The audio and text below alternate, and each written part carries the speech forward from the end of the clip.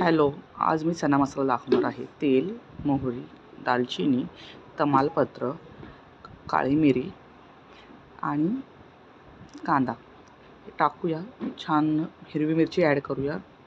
छान परतवून घेऊया. छोले मसाला, हळद, मीठ, धने पावडर, लाल तिखट हे सर्व मसाले छान टाकून परतवून घेऊया. छान परतलं की त्यामध्ये टोमॅटो प्युरी ॲड करूया. टोमॅटो प्युरीला छान तेल सुटून देऊया. जर तुम्हाला माझी रेसिपी आवडत असेल तर प्लीज माझ्या चॅनलला लाईक, शेअर आणि सबस्क्राईब करायला विसरू नका. छान तेल सुटलं. आता उकडलेले चणे पाण्यासकट ॲड करू. त्यामध्ये आता छान मिक्स करून घेऊ आणि त्यामध्ये आता आपण टाकणार आहोत चवीनुसार मीठ, कस्तुरी मेथी आणि 1-2 ते 3 मिनटं छान उकळ काढू. त्यामुळे सर्व मसाले छान मिक्स होतील आणि भाजी चवीला अप्रतिम लागते. तुम्ही नक्की करून पहा आणि कमेंटमध्ये मला नक्की सांगा की भाजी कशी झाली आहे. Thanks for watching.